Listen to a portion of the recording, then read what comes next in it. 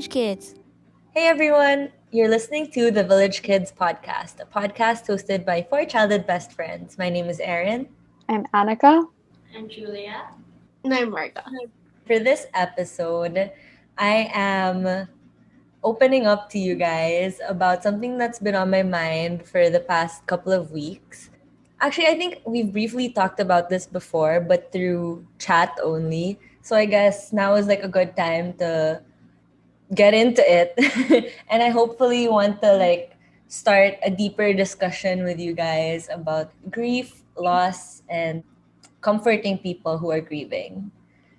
So there's been a lot of death in like my circles of friends recently.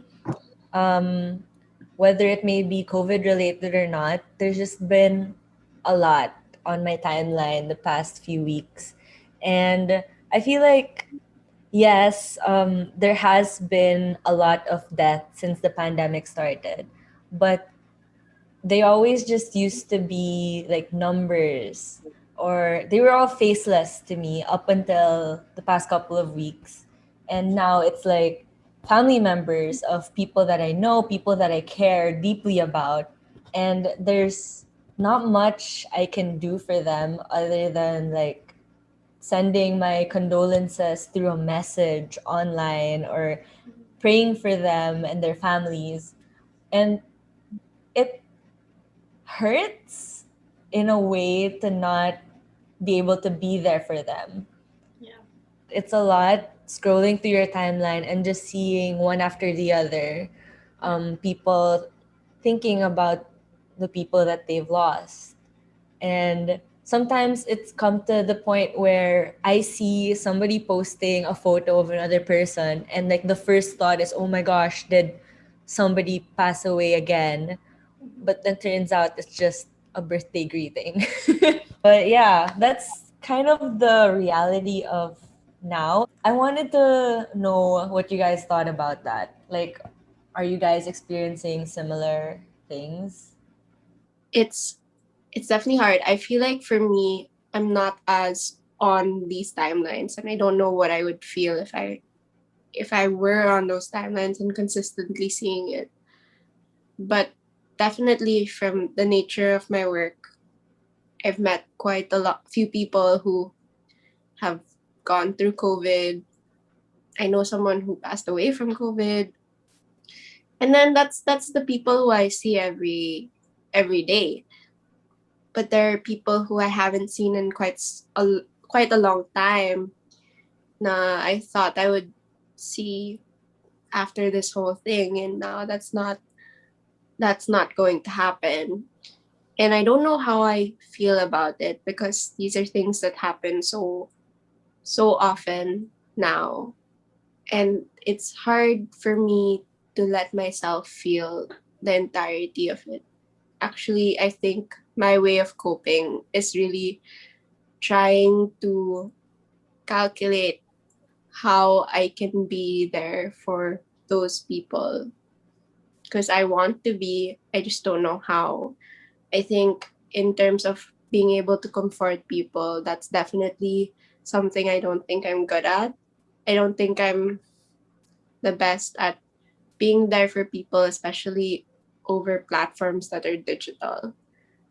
This might sound cold, but I wish there was a way to do it. Like how, like what is the right way? Like, there's this whole thing that parang, oh, you just have to be yourself. You have to just, be that person for that person in the time that they need you.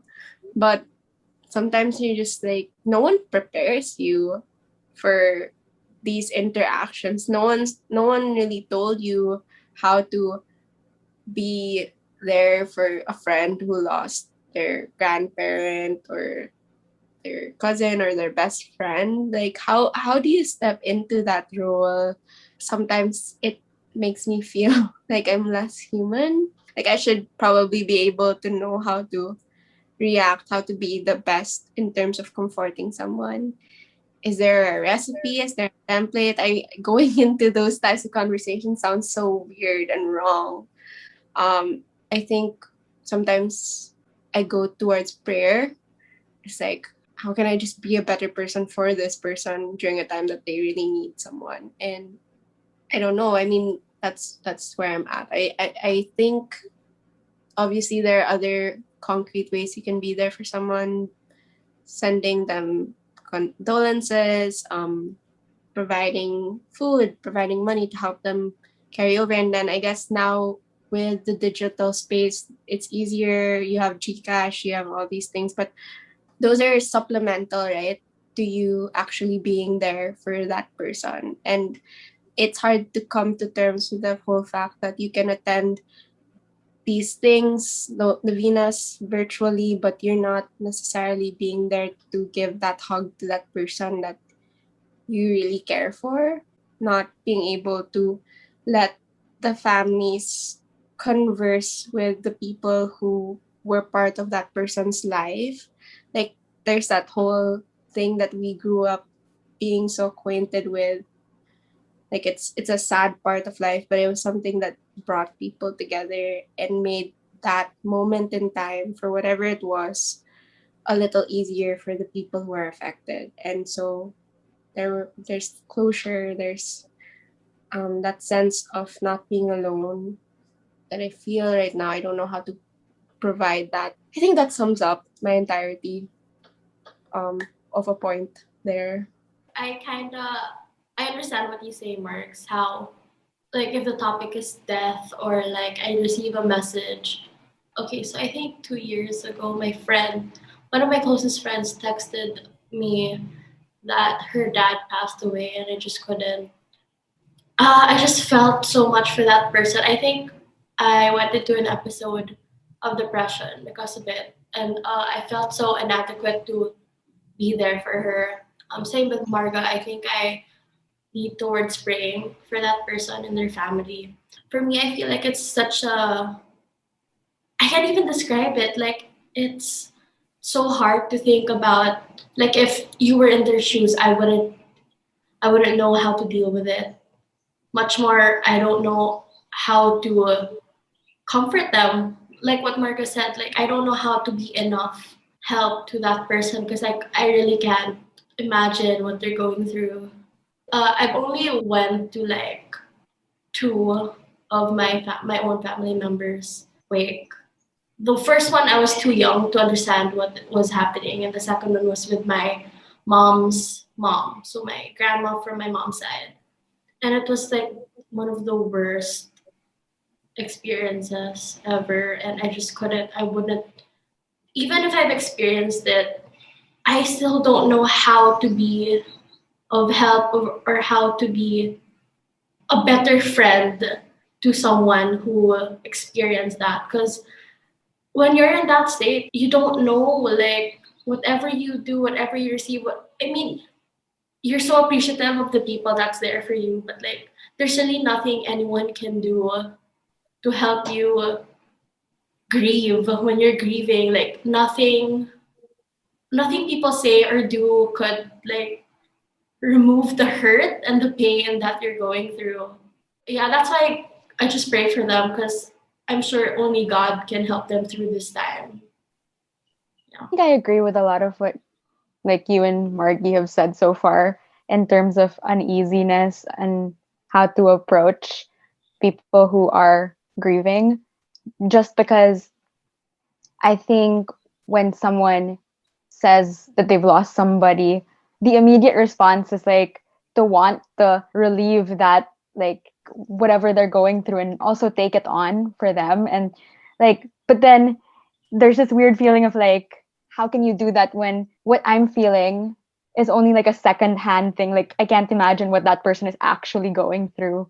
And I don't know. It's always been something that I've been uncomfortable with, like just trying to figure out, like Margie said, like what are the right words to say. And yeah, for me, I think I default to letting that person know that I'm there for them. They have their own process, and there's nothing that I can do to help them through that except to just say that I'm going to be there for them when they feel like they need someone to talk to. Because it's just like time is what will help that person through. And with respect to everything that's going on now with COVID and like so much more death on our within our circles of friends and like family, my own tendency is to kind of compartmentalize and not. I think that's actually part of the reason why I don't go on social media as often anymore and or keep up with COVID numbers and Yeah. wherever I'm like in the Philippines or here, just because it makes me too sad that I'm not able to function and be as helpful maybe to, Yeah. if that makes sense. My own like self-preservation thing. But in an ideal world, like yeah, I wish like Marga's saying, I wish I knew the recipe to for what to say to someone to relieve their pain. Yeah. Um, I think the closest thing that I like in an ideal world that I'd be able to do is should the conversation come up that I'm not the one making it more uncomfortable than it should Yeah. be by just because I'm afraid to tackle it, then that person feels like, oh, is this like a burden or like I don't want to make this awkward also, so they end up not sharing it at all. Yeah. I just wish that if that conversation were to unfold, that I'd be someone who can talk about it and name the feelings that maybe that person feels uncomfortable opening up about just because they feel that it'd be awkward. I wish we could destigmatize like the talking about death and loss and grief because it Mhm. only makes it worse, I guess, for the people grieving if they have to consider not only like their own feelings but the feelings of other people too Yeah. as they're grieving. Mhm. Yeah. So I guess that's how I feel about that right now.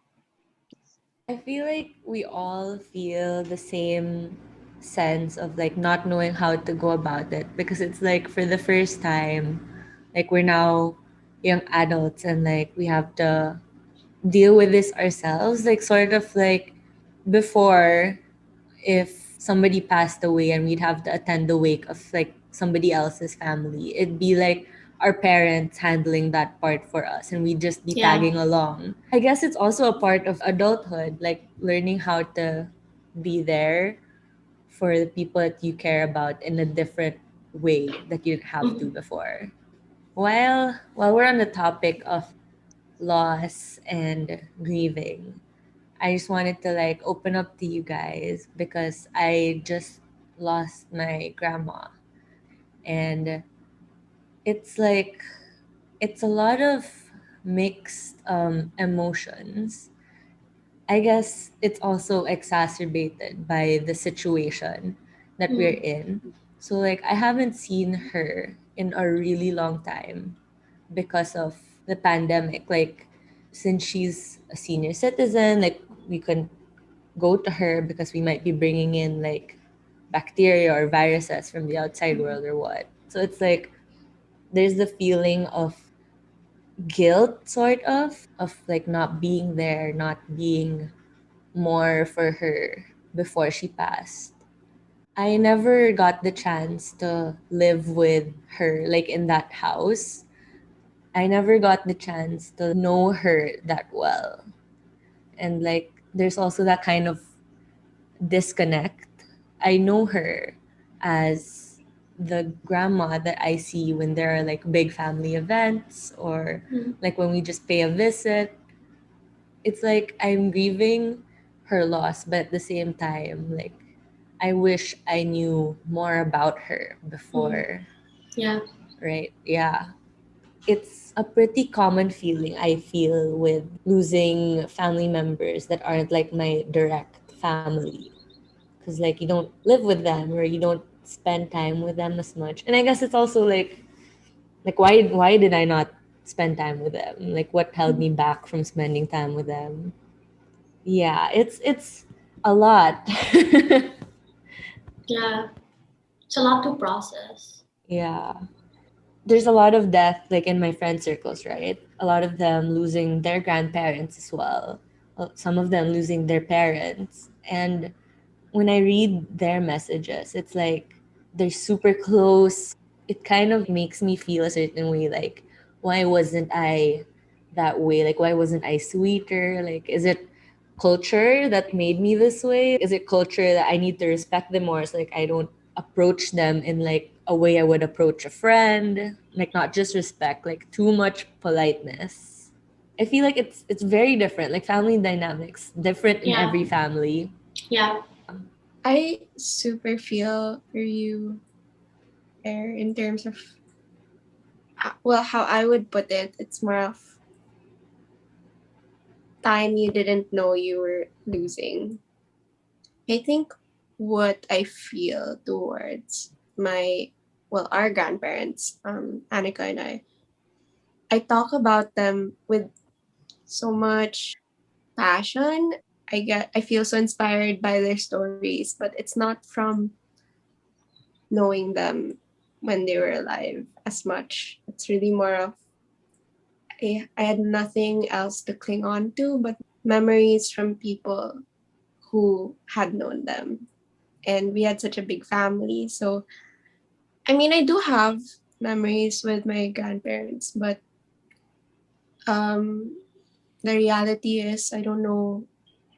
Yeah, everything you said, I super align with in terms of we were under the same. For us, it was like we were under the same roof, but I guess when you're a child, like your focus is more on your life. I mean, I would talk to them, but getting into deep conversations, I wasn't like that until I was maybe I would admit maybe when they had passed already. Because I realized something about myself was that every time I would meet older, like the friends of my grandparents, I would sit down and I would talk to them for hours. Because I now really appreciate or want to spend more time with them, and it's more of it hurts me seeing grandparents now in that way. Like I like it the love, the appreciation only really developed for me when it was too late.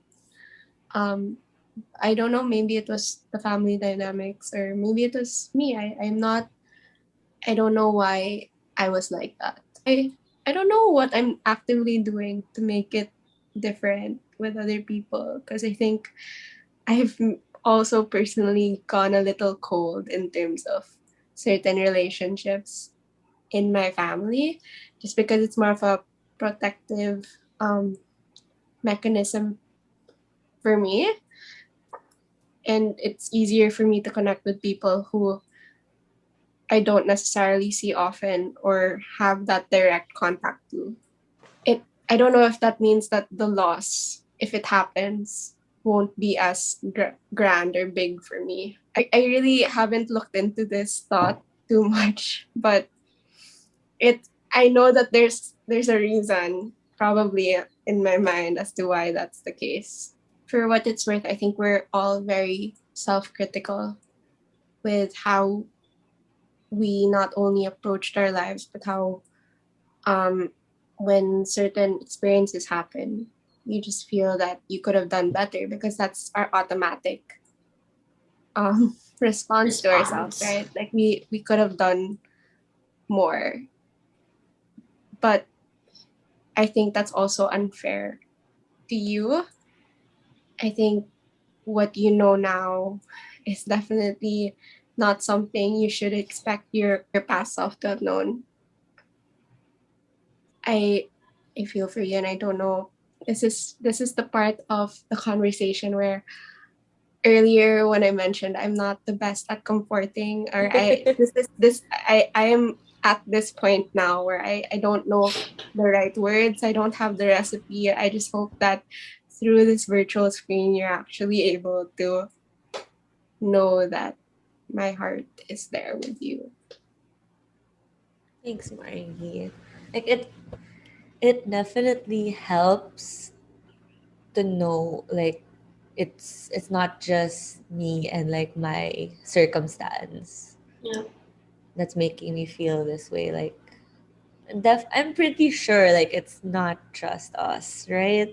Yeah.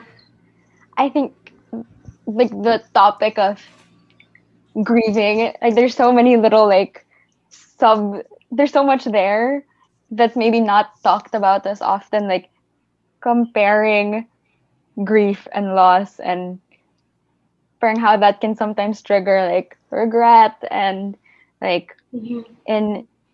in a lot of our cases, I guess, like wishful thinking and like hoping we could have done something different in the past and Yeah.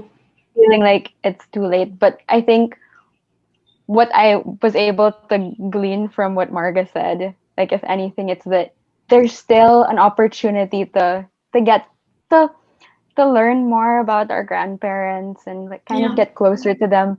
I think in general I wasn't as close to my grandparents. Like I wish I was. Like when I hear the stories of my cousins and everyone else who grew up in the homes of my grandparents, like part of me wishes that I had like what Erin said. So that really kind of affected me too. That I had that experience as well. So when my grandma passed away, this is my dad's side. Uh, Back in 2014, she died during the school year, and I wanted to fly back, and so I emailed the teacher, one of my teachers, and like asking if she could send me homework and everything while I was away, and she was like, "Don't even worry about it." And she included this section that really made me cry. So in that email, she included like, "Don't worry about homework," and she said, uh, "Grandmothers are like really special people in our lives, and we we can cherish all of the time that we spent with them, but we'll keep the stories that they taught us," something like that. It really made me cry. Like the lessons that they impart on us will always be with us. Like though I wasn't as close to my grandma, like I still am able to learn the things that she imparted through other people. And like in that way, her life kind of continues on because she's still like she's in the stories that people tell, and she's in the traits of my parents, things like that. And like so we find our ways to we I think you'll be able to find a way to connect to her somehow through the people who are around you. Yeah. So I like to think of it that way. As much as possible, I also listen to their friends, the ones who are still alive, and they have really long cuentos about how like I cry when I talk to them. Like I remember I was talking to one of their parang family friends. So she's very sharp. Uh, and I basically talked to her for almost 3 hours, and she was just talking to me about my lola and my lolo, and I was literally, she could see that I was like tearing up as she was talking about them. And parang for me, those are the stories I tell people. Those are the like parang when someone says something and then it reminds me of my lolo or my lola, I'm not the type to not say it. Like parang it's just normal, like second nature to be like, oh yeah, my lolo was really into sabong. He really, was like, but these aren't things that I got from my lolo. My lolo had Alzheimer's really early. Like, like if it's about like me having a relationship with him, I didn't necessarily have that. I don't remember having a deep conversation with him, but I was lucky enough to be able to at least pick things up out of how people describe them. And it's true, we keep the people we care about alive in terms of their memory. I feel like I can relate a bit because my siblings are more close to my mom's mom. So my grandma on my mom's side. Cause growing up, same with Marga, they lived together. She helped my mom take care of my sisters in the States before. And they have a more special bond, I could say, with my grandma, but I would see her like maybe once every 3 years before. But before she passed, she was able to stay with us for a long time, and that was the only time I feel like I got to know her more, but not to the point that I want to before she passed on. Actually, before she died, I randomly just called my mom one afternoon during class for some reason. I don't know why. I asked her if I could go home to spend time with my grandma because she was in the hospital and they're just saying na parang it's looking bad na to just prepare ourselves for it. And so I don't know. I just so random lang talaga. I just got on my phone and called my mom and asked if I could go home that weekend. And then she said, no, she's actually good, better today. Like I think we're discharging her this weekend. So you don't have to worry anymore. Like it's gonna be fine. So I'm like, okay. So I can go home like next weekend, allowed to see her and spend time with her. Yeah. And then during that weekend, she died. Na. Uh, so I felt like I was robbed of the time that I was supposed to spend time to get to know her more, and like I just feel like I didn't do my part as well. Like what Erin said, no, to get to know her and to spend more time with her.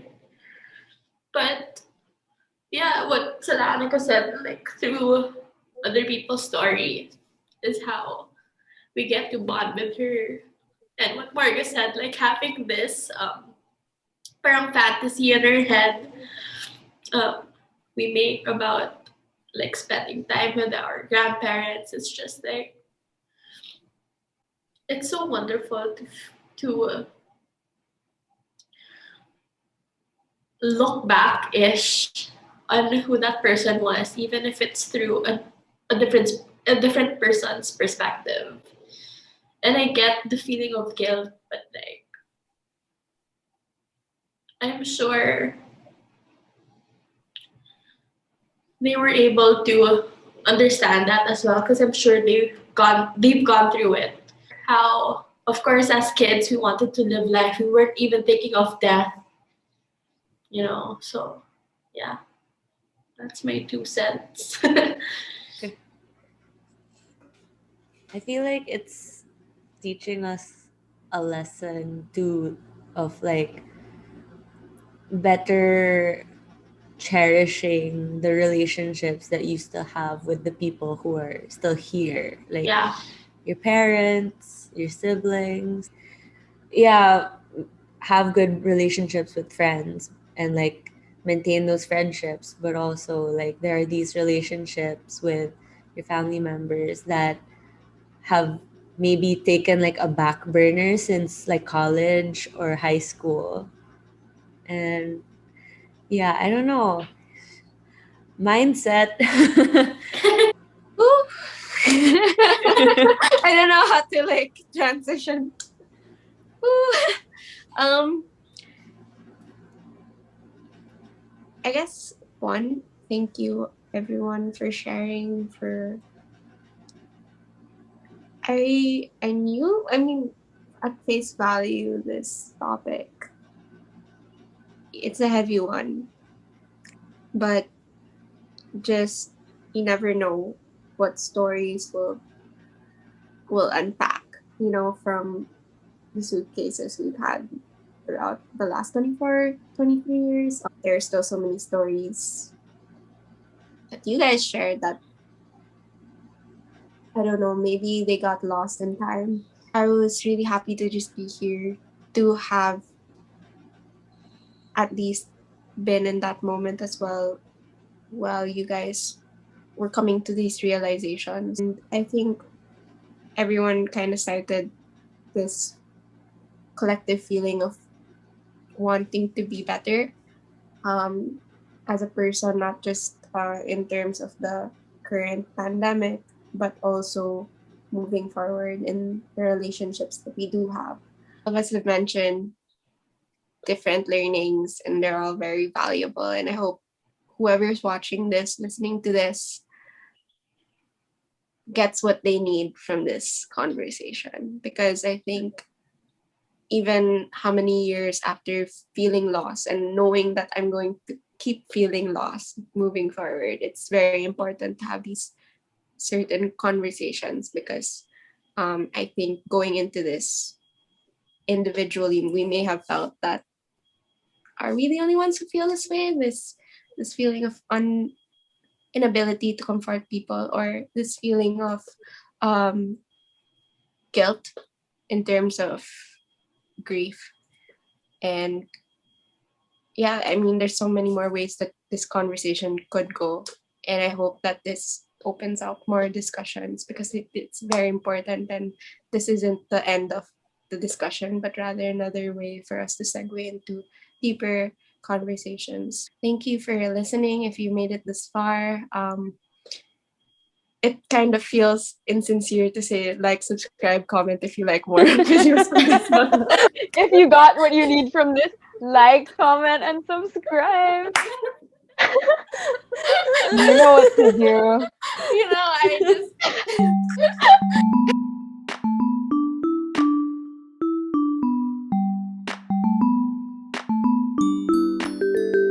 Village Kids.